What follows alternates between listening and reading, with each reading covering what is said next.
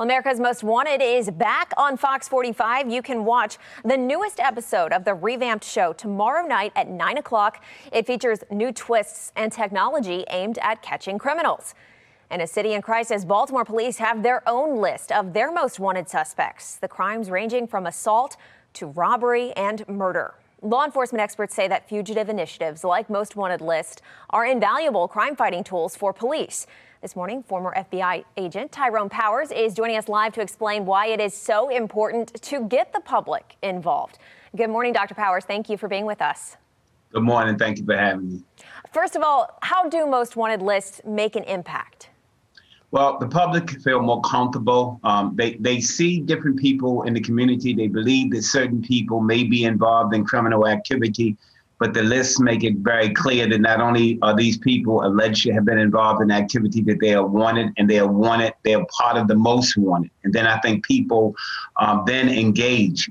It's difficult in Baltimore for the police to have a direct engagement with the police department because there's been a domestic abuse relationship between the police and community, which is why we have a consent decree. So these other tools that allow the people to engage, to identify, to have conversations, even outside of talking to the police first, are major tools because they may go directly to people reporting on these individuals, or they may go to people reporting to other people who are more willing to report on these individuals. It's such an important tool to develop tools that allow the community to get involved, especially in Baltimore, again, when you have a relationship with people fear of both cops and the robbers.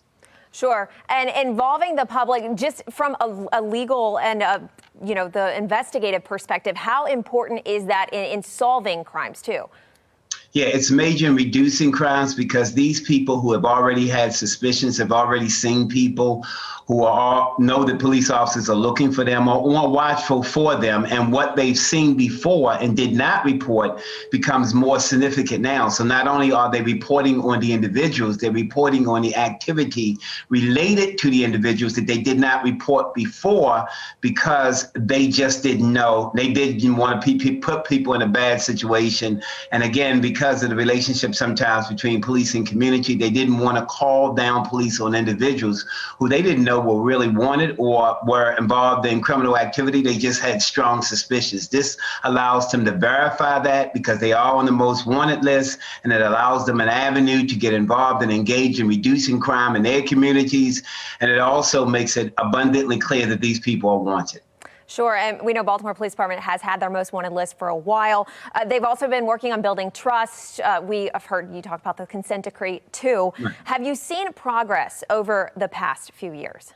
A little bit. You have to remember that this relationship, this antagonistic relationship between the police community go back a very long way, certainly back to the Mayor Martin O'Malley administration with the mass arrest, but even probably further back than that. And so to fix this relationship, to build trust, is going to take more than just a new commissioner. It's going to take more than words, pontification, and speeches. People are going to have to actually see the police are not only involved in a stronger relationship with the community to help them, but also to reduce crime. So that's going to take time.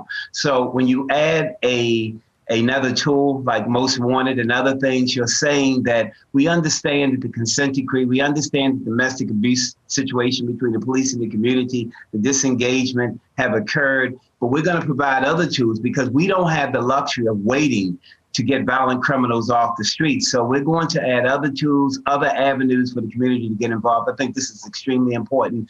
It will be extremely helpful because of those other reasons also, those variables.